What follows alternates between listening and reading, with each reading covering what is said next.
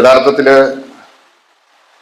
നമ്മളൊരു ഡെമോക്രസിയുടെ ഭാഗമായി അത് നമ്മളെ പഠിപ്പിക്കുന്നതിൻ്റെ ഭാഗമായിട്ടാണ് ഈ രീതിയിലുള്ള ചടങ്ങുകളെല്ലാം നമ്മൾ സ്കൂളുകളിൽ തന്നെ സംഘടിപ്പിക്കുന്നത് സൂചിപ്പിക്കാൻ ആഗ്രഹിക്കുക. നമ്മുടെ രാജ്യം ഒരു ജനാധിപത്യ രാജ്യമാണ്. ലോകം പരീക്ഷിച്ച് വിജയിച്ച ഏക സംസ്കൃതിയാണ് ജനാധിപത്യം.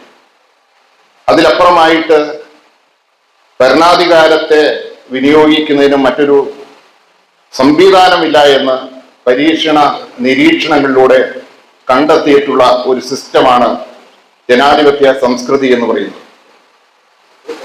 മറ്റു പല രാജ്യങ്ങളും എടുത്തു നോക്കിയാൽ പ്രസിഡൻഷ്യൽ ഭരണം, രാജഭരണം, പാരമ്പര്യ മേൽക്കോയ്മകളിൽ അധിഷ്ഠിതമായ ഗോത്ര ഭരണങ്ങൾ നിലനിൽക്കുന്ന ആഫ്രിക്കൻ രാജ്യങ്ങൾ, ഇതെല്ലാം നിലനിൽക്കുമ്പോൾ ലോകത്തെ ഏറ്റവും അധികം സമാധാനപരമായിട്ട് പ്രജകളെ, ജനങ്ങളെ, സമൂഹത്തെ കാത്തു സംരക്ഷിക്കുന്നതിന് ഹിതകരമായ കാര്യമായി കണ്ടെത്തിയിട്ടുള്ളത് ജനാധിപത്യ സംസ്കൃതിയാണ്. അത് നിങ്ങളെ പഠിപ്പിക്കുന്നതിന് വേണ്ടിയിട്ടാണ് ബഹുമാനപ്പെട്ട നമ്മുടെ 2 വൈദികരുടെയും അധ്യാപകരുടെയും നേതൃത്വത്തിൽ ഇങ്ങനെ ഒരു ലീഡർഷിപ്പ് ഇൻസ്റ്റാളേഷൻ നടത്തിയത്.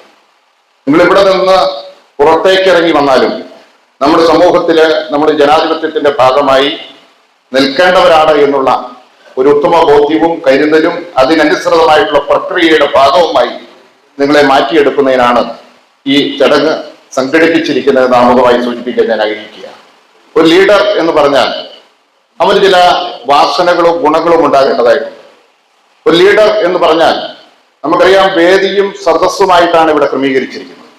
ഒരുപക്ഷെ വേദിയിൽ നിന്ന് ഇരിക്കുന്നവരെക്കാളും ഔന്നിത്യത്തിലുള്ള പല ആളുകളും അധ്യാപകരും ഉൾപ്പെടെ സദസ്സിലും ഉണ്ടാകാം. പക്ഷേ സാധാരണഗതിയിൽ വേദിയും സദസ്സും തമ്മിലുള്ള വ്യത്യാസം, വേദിയിൽ നിന്ന് സദസ്സ് പലതും പ്രതീക്ഷിക്കുകയാണ്. സദസ്സിൽ നിന്ന് ഒരു ഗ്രേഡ് മുന്നോട്ട് പോയുള്ള ഡിഗ്നിഫൈഡ് ആയിട്ടുള്ള ആളുകൾ വേദിയിൽ ഇരിക്കേണ്ടതായിട്ടുണ്ട്. അത് നമ്മൾ തുടർന്നു പോരുന്ന ഒരു പ്രക്രിയയാണ്. അതിനനുസൃതമായാണ് സദസ്സും വേദിയും ക്രമീകരിച്ചിരിക്കുന്നത്. പക്ഷെ ഇന്ന് അങ്ങനെയൊന്നും നമുക്ക് ഡിസ്റ്റിങ്വിഷ് ചെയ്യാൻ സാധിക്കില്ല. കാരണം വേദിയിലിരിക്കുന്നവരെക്കാളും ശ്രീ അബു ജോൺ ജോസഫ് പറഞ്ഞതുപോലെ ഒരു ആർട്ടിഫിഷ്യൽ ഇന്റലിജൻസിന്റെയും ഒരു പുതിയ കാലഘട്ടത്തിലൂടെയൊക്കെ പോകുമ്പോൾ നമ്മൾ വേദിയിലിരിക്കുന്നവരെക്കാളും സദസ്സിലുള്ള കുഞ്ഞുങ്ങൾ പല കാര്യത്തിലും ജ്ഞാനമുള്ളവരാണ് എന്നുള്ള ഒരു സാമൂഹ്യ അന്തരീക്ഷത്തിലൂടെയാണ് നമ്മൾ മുന്നോട്ട് പോകുന്നത്. ഒരു നേതാവ്, ഒരു ലീഡർ, അവൻ ചെയ്യുന്ന കാര്യങ്ങൾ എന്ത് എന്നുള്ളതിൽ ഉപരിയായി എന്തിനു വേണ്ടി എന്നുള്ളതിനെ സംബന്ധിച്ച് ഉത്തമ ബോധ്യമുള്ളവരായിരിക്കണം. വൈ, എന്തുകൊണ്ടാണ് നമ്മളത് ചെയ്യുന്നത് എന്നുള്ളതിനെ സംബന്ധിച്ച് ഒരു നേതാവ്, ഒരു ലീഡർ കൃത്യമായി ഉത്തമ ബോധ്യമുള്ള ആളായിരിക്കണം. അതുപോലെ തന്നെ എക്സിക്യൂഷൻ, നടത്തിപ്പ്, അതിനെ സംബന്ധിച്ചുള്ള വ്യക്തമായിട്ടുള്ള ഒരു ധാരണയും കേപ്പബിലിറ്റിയും നമുക്കുണ്ടാകേണ്ടതായിട്ടുണ്ട്. നമുക്കറിയാം, കേരളത്തിലെ ലീഡർ എന്ന് പറയുന്ന ഒരു മുഖ്യമന്ത്രി ഉണ്ടായിരുന്നു. അദ്ദേഹത്തെ ലീഡർ എന്ന് വിളിക്കുന്നത് അദ്ദേഹം വാഗ്മി ആയതുകൊണ്ടല്ല.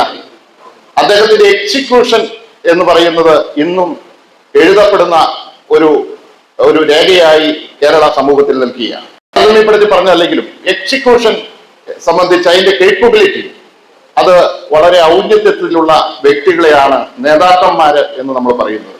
എക്സിക്യൂഷൻ, അത് നടത്തിയെടുക്കുന്നതിനുള്ള ഒരു കേപ്പബിലിറ്റി നമുക്കുണ്ടാകേണ്ടതായിട്ടുണ്ട്. അതുപോലെ തന്നെ ഡിസിഷൻ മേക്കിംഗ്, നമ്മൾ ഒരു കാര്യത്തിൽ നമുക്കൊരു ഉറച്ച ചിന്തയുണ്ടാകണം, ഒരു ഡിസിഷൻ ഉണ്ടാകണം. ആ ഡിസിഷൻ ആ പോയിന്റ് ഓഫ് വ്യൂവിൽ നിന്നായിരിക്കണം നമ്മൾ തുടങ്ങേണ്ടത്. അതൊരു നേതാവിന്, ഒരു ലീഡർക്ക് വേണ്ട ഏറ്റവും വലിയ ഒരു ഗുണമാണ് എന്നുള്ളതിലുപരിയായി ഒരു നേതാവ് മറ്റുള്ളവർക്ക് നല്ല ഗുണങ്ങൾ കൊടുക്കുന്നവനായി മാറേണ്ടതായിട്ടുണ്ട്. സ്വാഭാവികമായും നേതാവ് നല്ല ഗുണങ്ങൾ മറ്റുള്ളവർക്ക് കൊടുക്കേണ്ടവനായി തീരേണ്ടിയിരിക്കുന്നു എന്നുള്ളതിൽ ഉപരിയായി അവന്റെ കമ്മ്യൂണിക്കേഷൻ സ്കില്ലും വലിയ ഔന്നത്യത്തിൽ ആകേണ്ടതായിട്ടുണ്ട്. ആശയങ്ങളെ പ്രചരിപ്പിക്കാൻ കഴിഞ്ഞില്ലെങ്കിൽ ഒരിക്കലും ഒരു നേതാവാകാൻ സാധിക്കില്ല. എബ്രഹാം ലിങ്കൺ മരിച്ചുപോയെങ്കിലും അദ്ദേഹത്തെ ഇന്നും ലോക സംസ്കൃതിയുടെ ഭാഗമായി അദ്ദേഹത്തിന്റെ പ്രഭാഷണങ്ങളും അദ്ദേഹത്തിന്റെ ആശയ ഗതിവിഗതികളെയെല്ലാം ഇന്നും മനസ്സിലാക്കുന്നു എന്നുള്ളത് സ്വാഭാവികമായും കമ്മ്യൂണിക്കേഷൻ എന്ന് പറയുന്ന ഒരു പ്രധാനപ്പെട്ട കാര്യമാണ് ഒരു നേതാവിനെ സംബന്ധിച്ച് സൂചിപ്പിക്കാൻ ഞാൻ ആഗ്രഹിക്കുക. അതുപോലെ തന്നെ വിജയ പരാജയങ്ങളെ മാനേജ് ചെയ്യാനുള്ള കപ്പാസിറ്റി, അത് നമുക്ക് എല്ലാവർക്കും ഉണ്ടാകണം. എന്നും സന്തോഷമായിരിക്കില്ല, എന്നും ദുഃഖമായിരിക്കില്ല. പക്ഷെ വിജയവും പരാജയവും അതിനെ നമുക്ക് മാനേജ് ചെയ്യാൻ സാധിക്കേണ്ടതായിട്ടുണ്ട്. ഒരു നേതാവ് നമ്മൾ എടുത്തു കാണേണ്ടതായിട്ട് APJ അബ്ദുൽ കലാം നമ്മുടെ പ്രസിഡന്റ് ആയിരുന്നു, അറിയുന്ന ISRO സയന്റിസ്റ്റ് ആയിരുന്നു.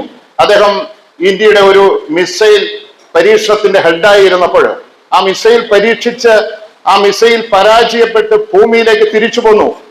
മാധ്യമങ്ങളെ കാണേണ്ടതായിട്ട് വന്നു. മിസൈൽ ആ പ്രോസസ്സിന്റെ ഹെഡ് എന്നുള്ള നിലയിൽ അദ്ദേഹം ആ പരാജയത്തിന്റെ പരിപൂർണമായ ഉത്തരവാദിത്വം അദ്ദേഹം ഏറ്റെടുത്തുകൊണ്ട് അദ്ദേഹം രാജ്യത്തോടായി അത് ഏറ്റുപറഞ്ഞു.